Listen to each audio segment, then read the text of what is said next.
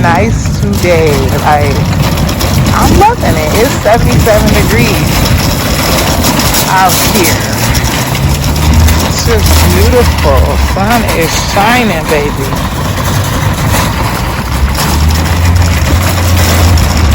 But I'm gonna put my groceries away, and I'm gonna have to see y'all back at the house, and I'll let y'all prep dinner with me and stuff like that. Put this stuff in the oven, and I'll let y'all see my technique on how I cook my meatloaf. Like, period. Alright, you guys, so I'm gonna start by washing my hands before I start to prepare my meal. This is my first official cooking video. I'm gonna have a few flaws here and there. Hopefully in the future I will get better at it. So I do appreciate your patience, and I thank you guys for supporting me. If you haven't already, go ahead and give this video a thumbs up and subscribe to my channel if you haven't done so. Now let's go ahead and get into this video. So the next thing I'm gonna do is cut up my vegetables that I will be putting into the meatloaf. I've already taken time to wash and clean off the bell pepper. I believe I cut a little bit too much. I'm used to making a larger meatloaf. I usually get the 5-pound ground chuck, but this time I only got the 3-pound because I figured I didn't really want to have leftovers, so that's what ended up happening. So here you see me dicing up my bell pepper. My next thing I will be doing is doing the onions and taking time out to actually add it to the meat. I don't know if y'all noticed, but I'm having a bit of an issue getting this onion peeled, but eventually I got it together, and I'm just gonna do the same thing that I did with the green bell pepper. Just take a few slices of the onion and dice them up really small. I want to make sure that I have an even amount of onion and green bell pepper so it can, you know, blend a nice blended combination of both throughout your meatloaf. So that's what you see me doing here. The next step I will be doing is getting to the actual seasoning part of the meatloaf.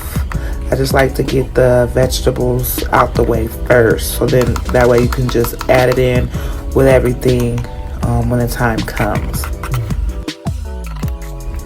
Okay, the next step is seasoning your meat.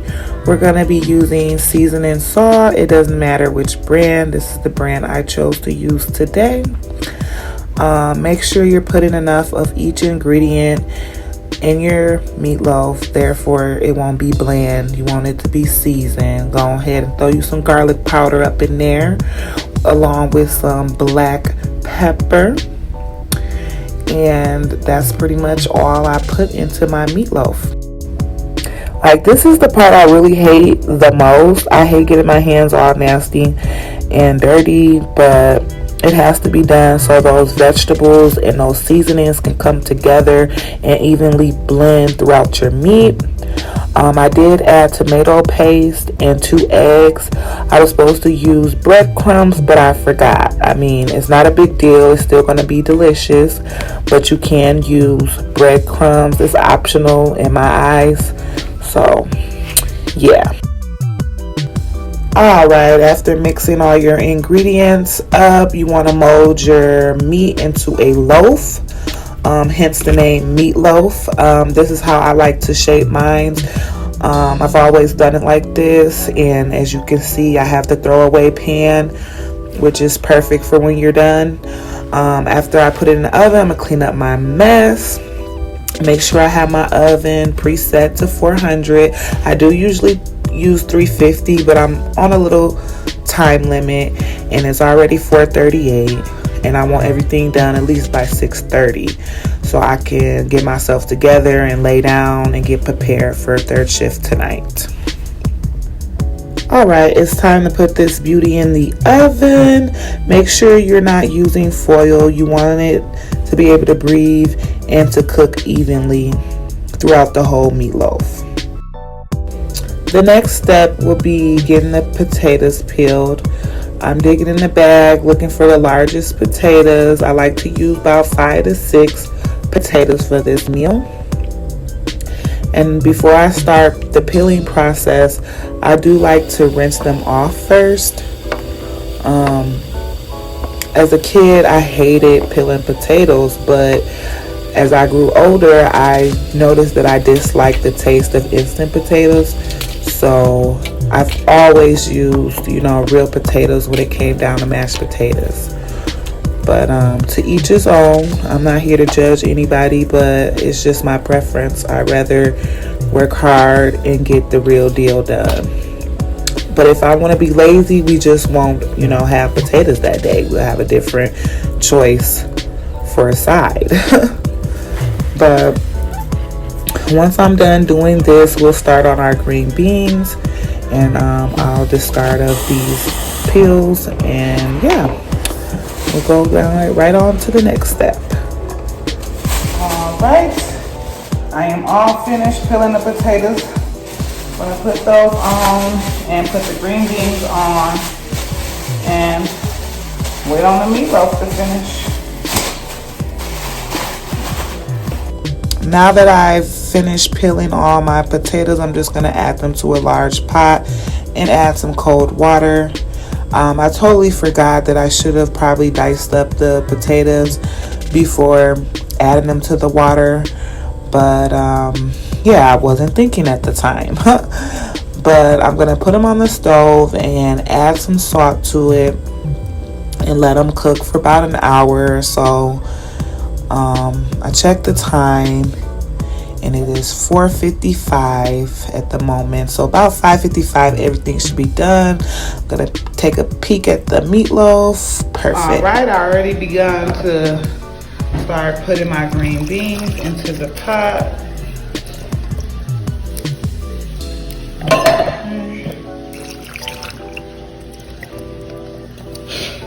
And you gotta make sure y'all season your green beans right, okay? So I use pepper and garlic powder. Nice good amount because I love garlic. And trust me, I've made this time and time again, so I've got my ingredients and seasoning down pat to where it's not too much. It may look like a lot, but it's not, baby. And you're gonna add some butter. Start throwing butter in there.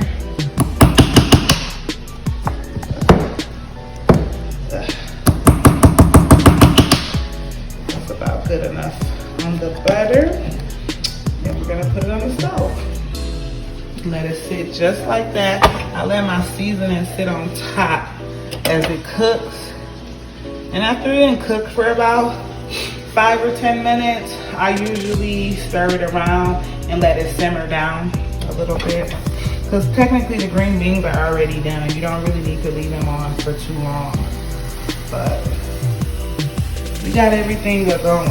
So what I'm gonna do is let everything cook and then I'll come back to pretty much show y'all the finished look, I guess. Alright? Alright. So usually when I get about like this, I decide to stir up that seasoning a little bit. And I might add some more butter. Don't look like I got enough butter going. I was being a little bit too generous. As you can see, we have a boiling going on with the potatoes. Again, just let them keep doing what they do until they get done. Ooh, that's a pretty meatloaf, baby. Show doing this thing, but it ain't quite done. All right, you guys, dinner is now complete. Here I have my garlic and buttered green beans. They're cooked to perfection and they smell so freaking good. I just love them. And then we have our homemade mashed potatoes. I've only put some butter, milk, salt, and pepper to my own preference. I do highly recommend you guys to taste test as you go to get it to your own preference. You don't want to overdo it with the pepper or the milk. I don't like runny potatoes or clumpy. I mean, I like them in between, and I think I did them just right.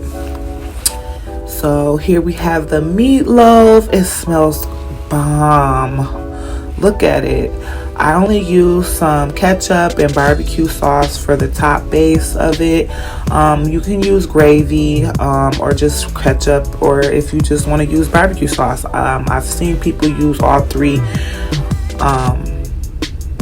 but it doesn't really matter. I'm gonna conclude this video. I really appreciate you guys for tuning in. Thank you for your patience. This is my first cooking video. I plan on to do more, and I plan on to get better. If you're new to my channel, please be so kind and click that subscribe button. For all my subscribers, go ahead and give this video a thumbs up if you would like to see more cooking videos in the future. Until next time, you guys, it was fun. Oh yeah, before I forget, you guys, if you haven't already, don't forget to check out my latest upload on my gender reveal. I'll have the link down in the description box below. Peace.